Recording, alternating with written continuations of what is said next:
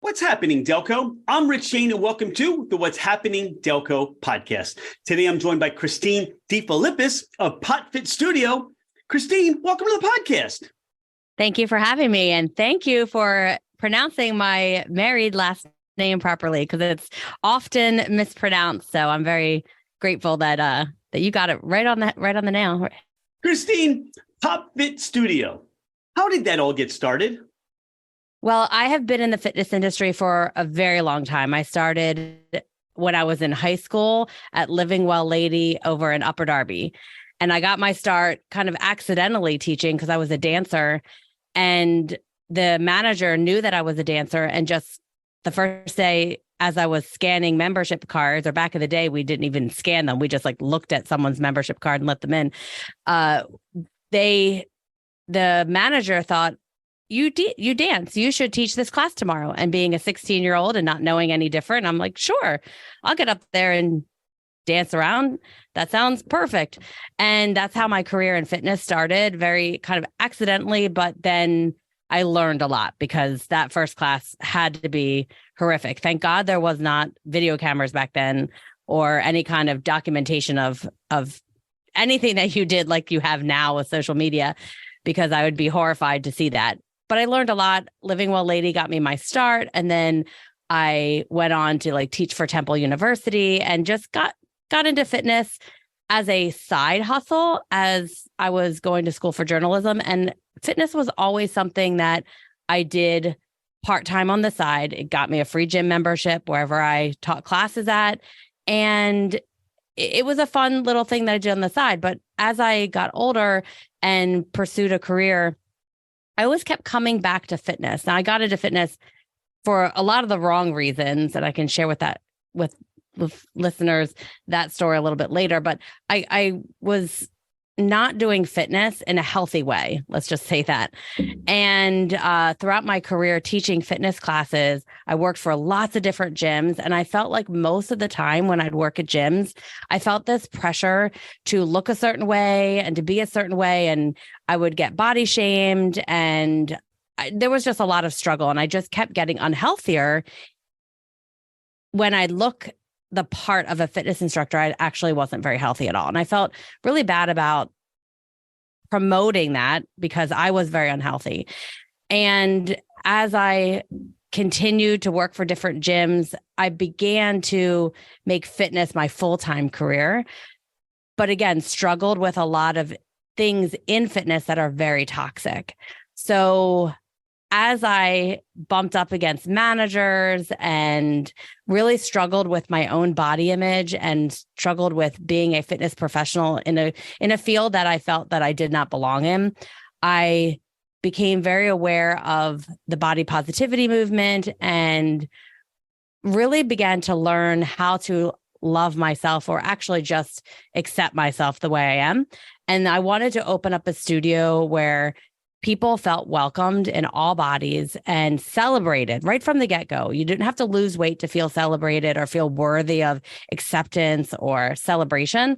And that's part of the reason why I opened PotFit Studio. I also wanted to have a place where I could have all the formats that I wanted to have, because when I worked at gyms, I would be a group fitness manager or director, like at a local YMCA, and I would ask for new equipment or something new and trendy that was coming down the pike. And it was always met with no.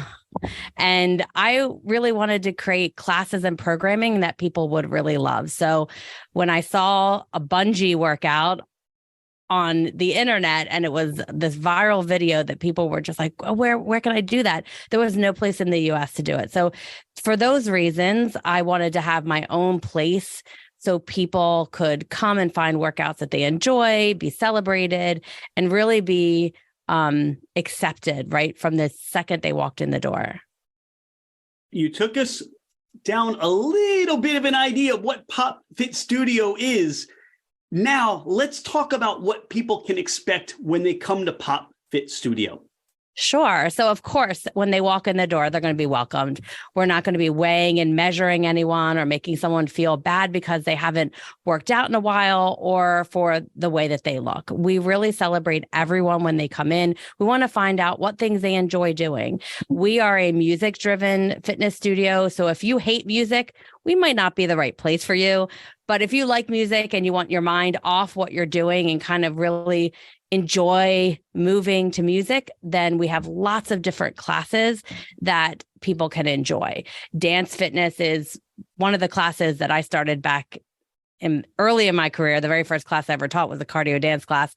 So it's one of my favorite classes to teach. We have fun DJ lighting in here. So it's not your typical gym environment. We have the typical gym stuff like floating wood floors and floor to ceiling mirrors and all the equipment that you'd expect in a fitness studio. But the environment that we set up is, again, welcoming. We don't have images of only thin people. We try to celebrate all bodies and know that our health is not determined by the shape or the size of our body or by our weight, but we try to just encourage movement that will create like lifelong habits and then also functionality. So as we get older, having mobility and having stability in our body and being able to do all the things that we love to do. So all of our classes will help people in their everyday lives, will help people feel stronger, more sane. As a parent, I'd like to de-stress with a good workout. I also think that it helps us sleep better, clears our mind so we're better at work.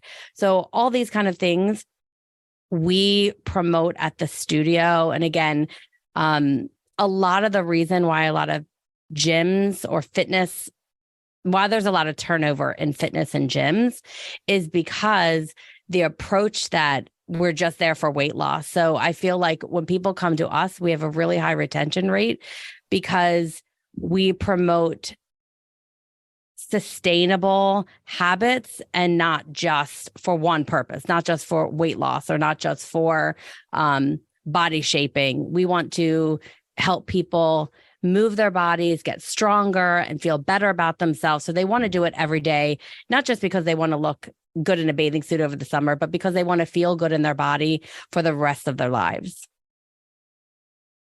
I know you touched on one thing about bungee and that kind of a studio class. That's not anything I've seen. And you talked about trends. Talk about that kind of workout and what people can expect. And you touched on something, Christine, really important, stability. Because as we age, we lose those muscles. And you hear, unfortunately, how people will turn an ankle or they'll fall, or people fall going down things and hurt themselves, not as much going up things. Where can a class like bungee, help with that and, give that overall workout where people can, you talked about a lot of value to being healthy. Talk about that class. Sure. So bungee is something that I was attracted to because it was so different. And when you watch it, it's mesmerizing. It looks so simple, but when you actually get in a harness and start doing the moves, it's a workout. So it's beautiful to watch and you want to look like that. So it gives you motivation to say, I want to look like the person in that video doing those stunts, doing the moves that we do in a class. What's really fantastic about it is it's great for all bodies. So we get a lot of teens that have absolutely no fear and they go for everything. And then we get people, my mom celebrated her 70th birthday here and her friends came and it's a very low impact workout. So it can be high intensity. It can be great for an athlete to do and get a really great core workout, cardio workout, but it's also great for those that are recovering from injuries. If you think about when people do water workouts, the impact underwater doing a jog, doing any kind of jumping motion, there's hardly any impact at all. That's a lot of the reason why when people have surgeries that they rehab in the pool. Not everybody likes to get in the pool. Not every place has a pool. So the bungee workout provides a similar setup where You don't have the impact. When you do a jump lunge, it's like you're jumping underwater. The bungee cord has some of your weight. You're resisting the cord, but you're also supported by it. So you have the benefits of resistance training, but also low impact.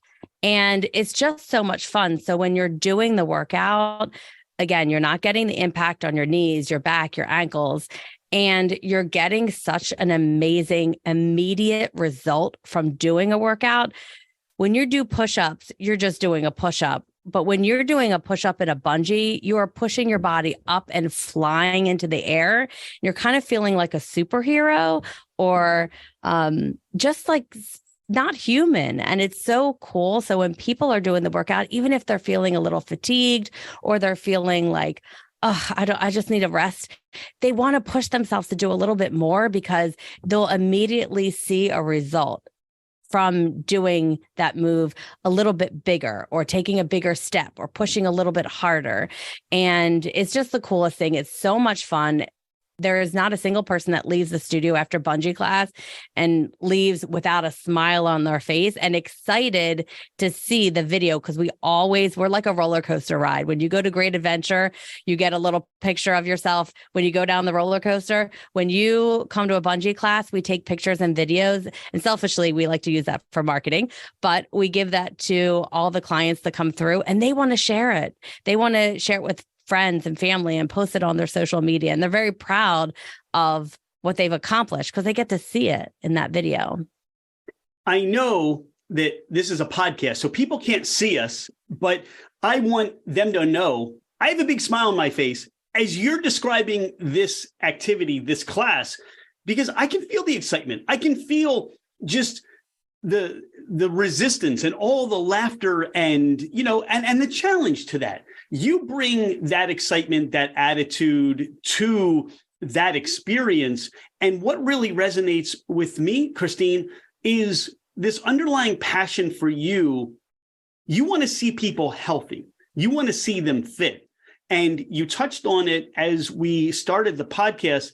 It's not about what you look like. And I believe you use the term body shaming, that there are different levels of fitness, right? There are different levels of health.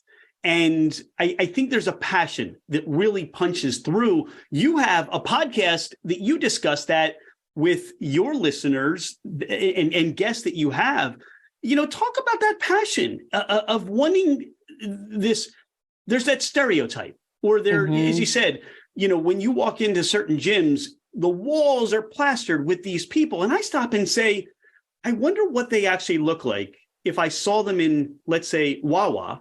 And, would they look like that? Or would that be a lot of Photoshop? Now, and good for them if that's the way they look every day, because I don't roll out of bed looking like that.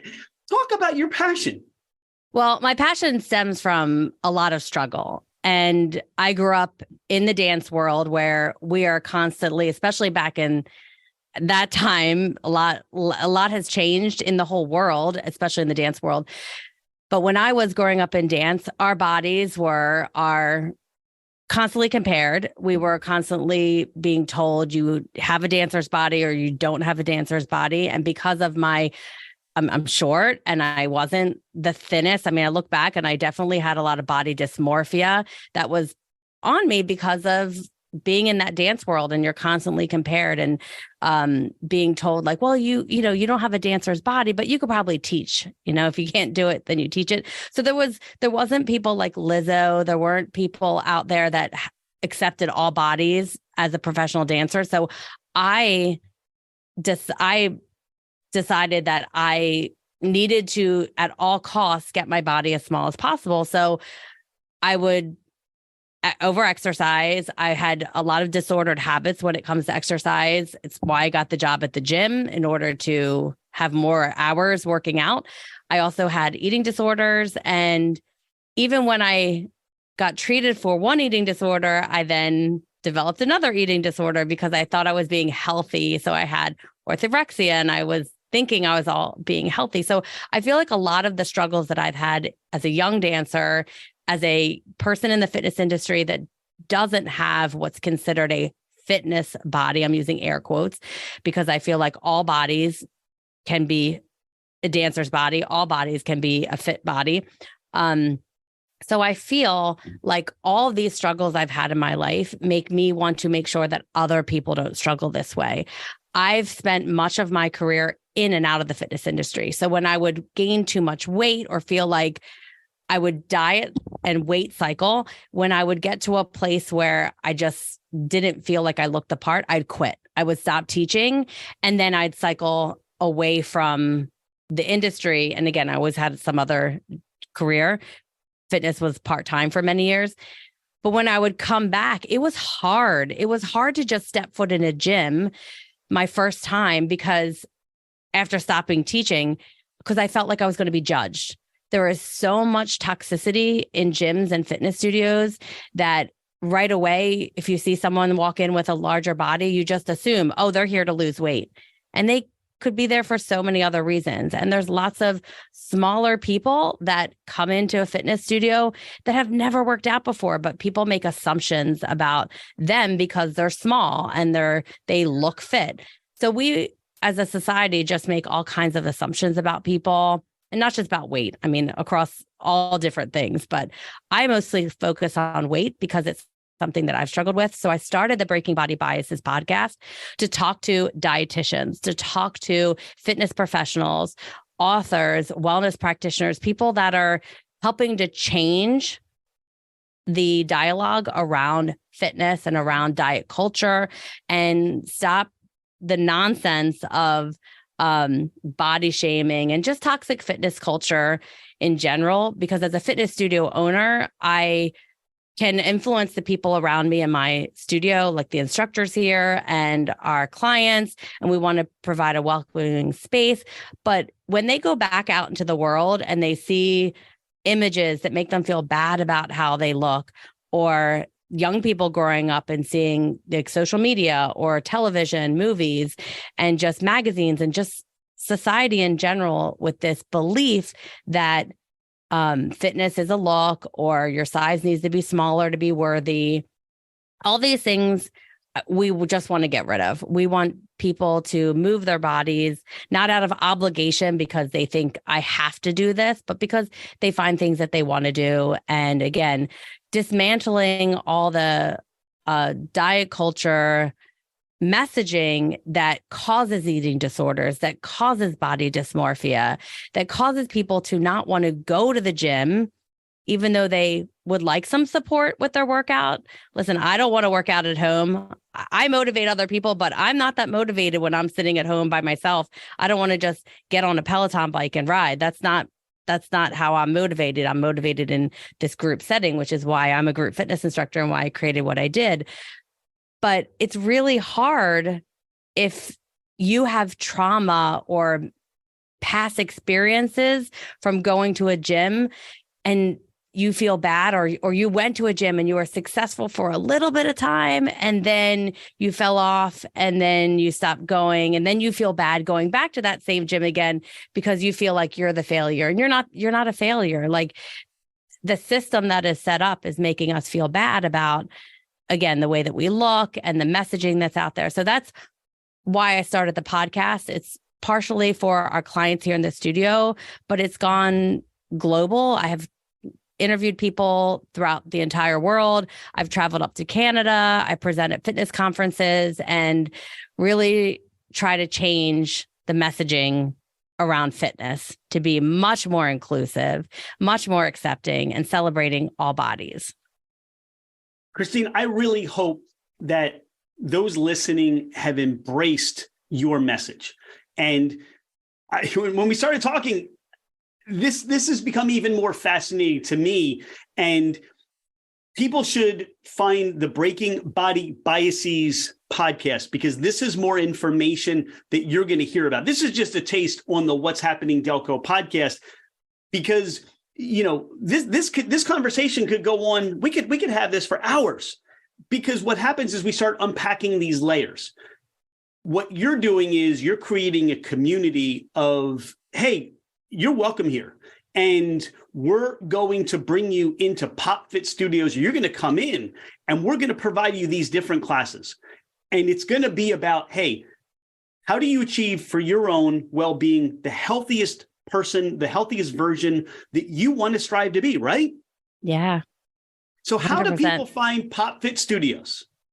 So we're in Havertown in Manoa Shopping Center. And if there's any longtime Delco residents, you might remember Burlington Coat Factory, or even further back, I think it's Weinberger's. We're in the Manoa Shopping Center and we're above Applebees. But back in the day, it used to be a department store. So we renovated the whole second floor above Applebees in the liquor store, 6,000 square feet. A lot of people plan their weddings, spend a lot of time and energy planning a wedding. And I've been dreaming about this studio. So I put a lot of my favorite things, all my wish list things into the studio, having floating wood floors, having just a beautiful space, a nice waiting area. And because I'm a mom, I have a childcare area too. So my toddler comes with me and lots of the other moms here. So we have childcare while you're here, and right in Manoa Shopping Center, right on West Chester Pike in Havertown. And if they want to see some of the schedules and what classes are offered, is there a website they can go to? Yeah, popfitstudio.com. We're on all social media, Facebook, Instagram, TikTok, and YouTube. All right. You are it sounds like you've been in Delco since birth. Is that so? Well, I did grow up in Delco, Upper Darby graduate, went to Temple. And I was definitely one of the people that said, I'm getting out of Delco. I'm getting out. I'm going to be a city girl. And I lived in the city for many years. And I love the city. After having a child, I now love the suburbs. My husband and I moved back to the suburbs because we both worked in the suburbs, but we just loved being in the city. So I think at a certain point in my life, I realized why people love Delco. I think being a 20-something and like being a city chick for a portion of my life, I left Delco, but I came back, and I knew that when we wanted to open up this studio, I knew that it had to be in Delco. I've taught all over the main line, and I wanted to be back where it all started, where I started my fitness career. All right. So this is why I said, Delco. How do you describe Delco to those that are not familiar with Delco? So this is funny because my husband's not from Delco, and he always thinks it's very interesting, the Delco energy. It really is like a personality of its own. He said to me once that it was like this pride, this pride in something that like no one else will ever understand. And it's just connected to this town, this county that is so close to the city, but so far away in other ways. So it's just an interesting thing. We talk about it a lot, but it definitely is this really prideful energy that you cannot explain it to someone else, and they'll never get it. They don't quite, unless you grew up here or live here for a long time, you just don't quite understand why someone would have so much pride in this area. But you do. Even myself, who left and lived in the city for quite a few years, has so much pride in being from Delco and being back in Delco. Growing up in Delco, living in Delco now, where is your cheesesteak go-to? Well, you're asking the wrong person this, because I don't really eat meat, but I will have to say I've had many of intoxicated endings of nights at Gino's and Pat's or Jim's, depending on where we were going. And I would get a cheesesteak with just whiz. So whiz. Okay. Yep, that's it. No meat on it, just whiz. All right. Wrong road to go down with the cheesesteaks, but what about a pizza option in Delco? Oh, pizza's great. So being that we're in Manoa Shopping Center, we get pizza on occasion at Bravo, which is great pizza there. But recently we've been getting the Detroit pizza from Crust. And I've recently learned that Santucci's is coming to media, and we used to go to Santucci's a lot in the city. So I'm excited to see them out here in the suburbs. So lots of great pizza offerings out here in the suburbs. People know if they want to have a thriving, successful business, you got to be in Delco. Yeah, for sure. If you need that convenience store option, heading to Pop Fit Studios, where do you stop in? Royal Farms or Wawa? Well, I would stop in Wawa, but if any of my family, again, I'm not a meat eater, but if any of my family wants fried chicken, then you got to go to Royal Farms. That is probably the only reason I've ever stopped in Royal Farms, just to get some fried chicken for the family. You have that family coming in from out of town. You want to take them, or you want to send them to have that Delco experience. What are you doing? Oh, wow. So, of course, they have to come and try bungee. So I've had people come in, friends and family from other areas, and it's not offered anywhere else. So you have to come to Pop Fit Studio for that. Probably going out to breakfast at Tank and Libby's or Kettle in Havertown is a great start to the day. If they have little kids, I'm going to bring them to Lulu's Casita, because if you have a kid that's under 5, it is the best place to take your kid and let them just have fun and play. And my son is just about to age out of that place, so I'm going to need a new option for him. Also, just like a lot of the offerings that are in Delaware County, like Summer Stage. If someone was coming in with kids, I'd bring them to Summer Stage to see a show, maybe to the Media Theater, and maybe venture into the city. I know it's not Delco, but into the city to see a show or a sports event. Lots of restaurants in the city and in the suburbs. I'm a big fan of Brick and Brew. So I go to Havertown. Media is great too. La Padella. I mean, lots of food. I think we're just going to go on an eating tour. I'm sure there's lots of other things to do. My days of being out at the pubs is limited with a toddler, but I'm sure there'll be, I could recommend some places to send them to. Especially on your podcast, you've had a couple episodes of places to go. So I'd probably tell them to listen to the podcast and then venture into various Delco establishments. Well, thank you for that. It's interesting. The more people we talk to, the more of these Delco businesses and even places that we've never heard of, that people express or talk about. And I'm like, oh yeah, there's a new one to try. Or, that sounds incredible. That sounds amazing. We gotta go there. And, from a standpoint, so many people, it's going to be about the food. So I love that. It's one of the things you can say about people from Delco is, we like our food, but we're not, if we love it, we're going to tell you about it. If we don't love it, we're going to tell you about it. So yeah, for sure. Everybody has their opinion. Christine, whether it's the fitness side of things or the business side of things or just life, who mentors you? Who do you look up to or who impacts you, out there?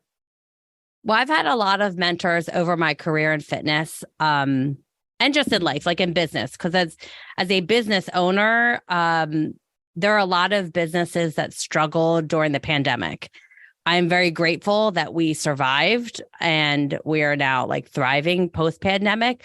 But many of my fellow fitness businesses, as well as other businesses in various other industries, did not make it through this pandemic.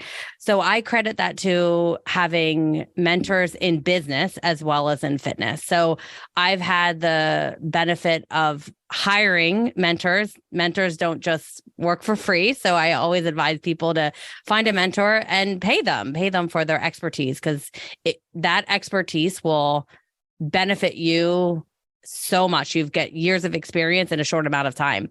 I've gone through masterminds with studio owners, and that's greatly helped me again during this pandemic.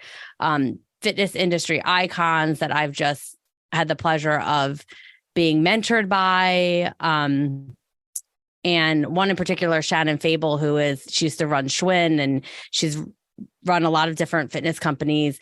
And she's a personal mentor of mine that has been really helpful in my navigating the fitness business and just myself personally in the industry, like speaking at conferences and being able to start my podcast. And then as far as like my business side, Brendan Bouchard, he's very well known in the online space. Years before the pandemic, I started working with him, just taking courses and then eventually getting more mentorship from him as part of a mastermind. And I will say that was the best thing that equipped me for the pandemic, because everybody was trying to pivot to go online and I already was online because he was teaching us how to go online before we needed to. So that was one of the best mentorships I think that I've invested in, because he didn't predict the pandemic. He was just already online before all this. Who motivates you, or what motivates you to get out of bed every day?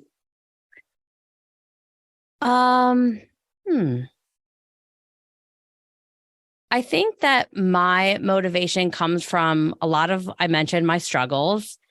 And then as well as now that I have a son and a family, like it's so different when you're just yourself and you're just doing things, going to work, working on your hustle, getting things done for just you personally. But when you are part of a family, and I got married later in life, had my child later in life. So everything shifted for me once I had my son. And I had my son around the same time I opened my studio too. So it's like I had two babies at once. And they're really what motivates me, my husband and my son, to really be the best I can be and to learn from experiences and to just continue to move forward, even when hiccups happen, like, for goodness sake, the pandemic really set us all back. And through that, just knowing that, like, I'm just going to do the best that I can for my family, for myself, and just really try to. Someone said this recently, that when we're growing up, and I don't remember where I heard this, but when you're growing up, you're just trying to please your parents. And then as you get older, you're trying to leave a legacy for your kids to remember. And that's kind of like what motivates me now. Like, it's really is about, I was a big pleaser growing up, so I was constantly trying to please my parents and everyone else around me. But now it really is about leaving an imprint that leaves not just for my son, but future generations, that they're not having the struggles that we had. And that's what really gets every morning. I want to wake up and create something new and put something good out into the universe. That wraps it up perfectly. That's tremendous. Here's what I say. And I think, as you know, you're talking and speaking on so many different levels, that the fitness journey you want to go on, if you haven't started, start today. Wherever you are, start today. If you're getting back and you started and you need that reset, do it today. Do something. And what you're offering at Pop Fit Studios, the mindset, the community, that is where you're going to be welcome. You're going to have that starting point to say, I can do this. I can create that healthy version that I wanted to be. And you touched on it. It becomes your legacy. Christine, how many people have become impacted because of the way you approach fitness and being healthy, that you've now provided a life beyond what that box or that structure that they found themselves confined in. And they said, well, number one, if Christine can do it, I can do it. If she can share this vision with me, I can be part of that vision. And then go out and share that with the world. This is the legacy you're creating that you talked about, and you help others create that healthy legacy. So I am so grateful for your time today. I'm grateful for just the energy and all that you just gave me. I'm going to go out there and I'm going to go run around the block or something, because I got to get some of this. I'm going to go bungee. I'm going to come in and bungee. And I want to thank you for being a friend of What's Happening Delco. I can't wait to hear more about your success. Tune in to your podcast and learn more, because what you do is you help people be better. And thanks for making me better today. I appreciate it. Thank you so much. I appreciate you as well.